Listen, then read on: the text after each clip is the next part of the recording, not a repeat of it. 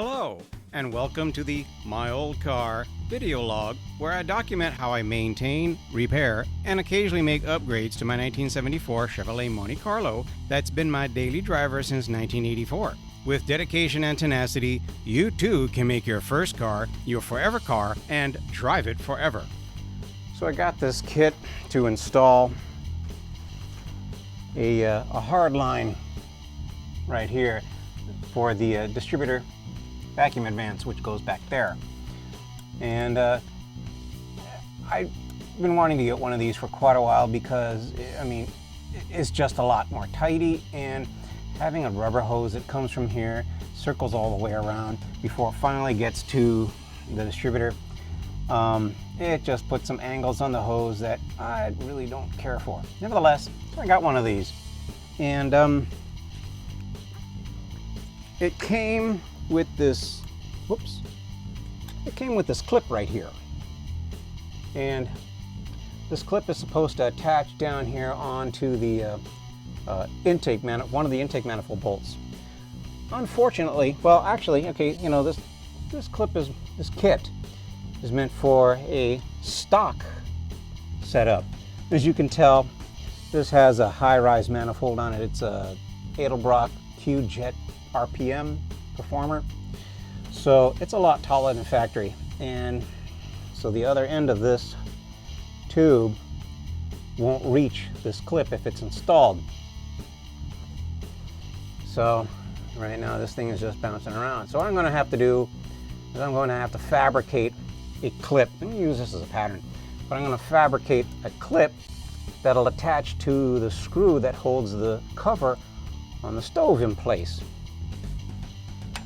Now, just for clarification, this is what is called either delayed or timed vacuum that goes to the advance rather than manifold vacuum.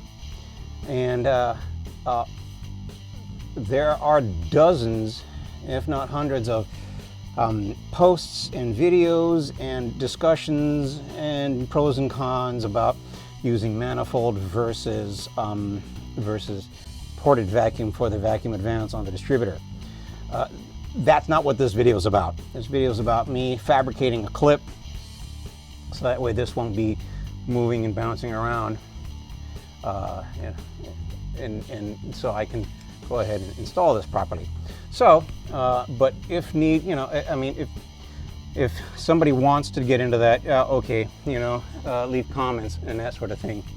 So, but to clarify, this is a 1974 Chevrolet quadrajet. So yes, this is for distributor advance. This port right here is for the carbon canister vapor capturing system. This up here is manifold vacuum that's for the diverter valve that's on the AIR system. And then this right here is a port that is for the EGR and some other emissions related stuff, like a hot air valve that's on the air cleaner, on the factory air cleaner. So you know, I mean, that's only for those of you that are really curious. Well, anyway, so let's get to work. So I'm going to use the original clip to fabricate a replacement clip. And, you know, this is a spring steel. So what I'm going to use is like one of these. You've probably seen these. These are like those oversized, what else would I call it? Best thing I could call it would be like one of those oversized paper clips, you know, that's spring loaded. Well, the whole part, you know, the entire body of the paper clip is made out of spring steel. So I'm going to scavenge a piece of spring steel from this. And I already measured out how long it should be, and this is actually a really, really good length. So what I'm going to do is cut off a piece that's maybe about 5/8 inch wide, which is the same width as this. So, you know, cut off a piece that's about that wide. So slice off a piece, and then using this as a pattern, I'm going to cut a couple of slits in the piece that I scavenged from this. Then I'm going to use this screw here. Use the shank of this screw as a pattern to form the loop around it. So I can have this thing just snap in there. The shank of this screw is about the same thickness as that tube. So let's see we get started. All right, I got my blank. So, I think I'm going to use this to score where I need to measure out how wide this is supposed to be, the center part of this clip, and how far down it goes. I think it goes down, I think it's 9/16. Let me see.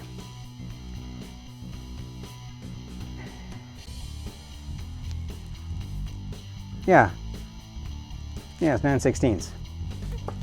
So I'm going to take this blank, take on I think it's this end that I prepared. Yeah, I'm gonna cut 2 slits that are 9/16, and then it might be time to put the torch to it. Okay, I got this thing cut.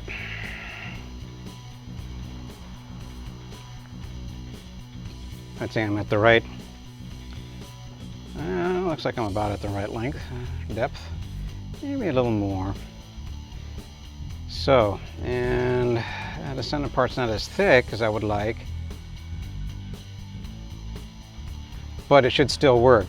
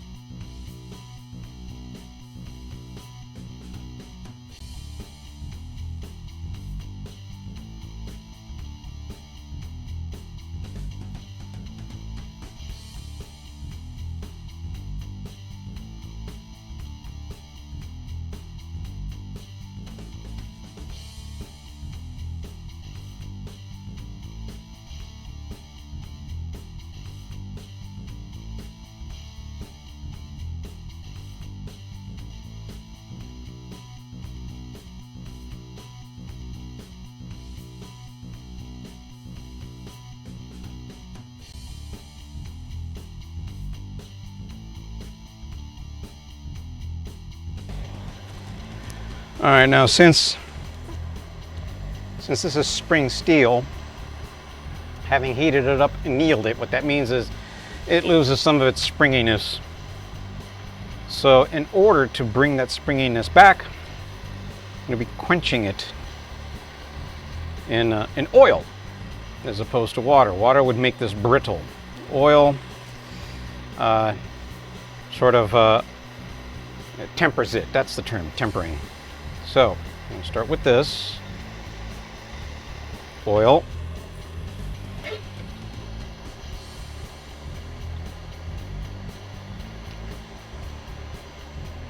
There. And now to do a little bit of tempering, I'm going to burn off the rest of this, and that'll, because there, that's it. That's it. Because the ignition temperature of this oil is about the same temperature as a tempering oven. So now this thing's all ready for like the next step. where I'm going to have to put in a hole and then bend this part over so that it'll, you know, it can be used with the screw for the stove.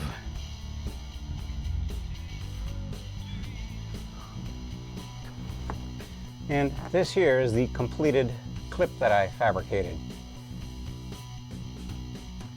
Now I'm going to move the camera angle so you can see exactly where I'm going to be and where I'm going to install this.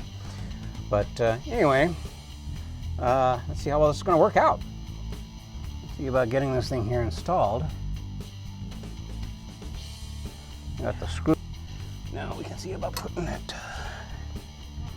screw in there. Get this all together.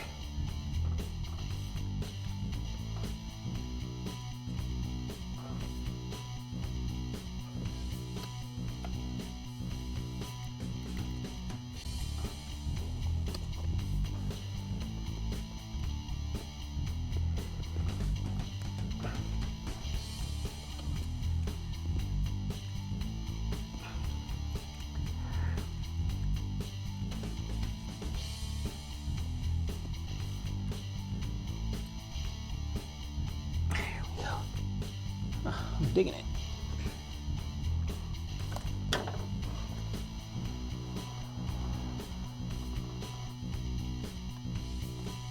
I'm digging it.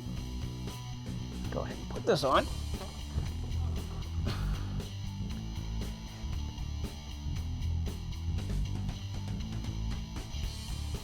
Okay. Put the other end on there.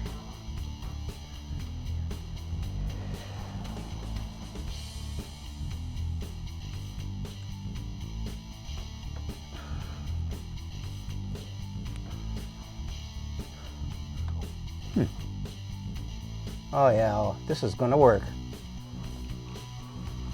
This is really going to work well. It's tidy. Nothing moving. Ah, I dig it. If you enjoyed the video and found it useful, please be sure to click the like button. Now if you'll excuse me, I think it's time for a drive.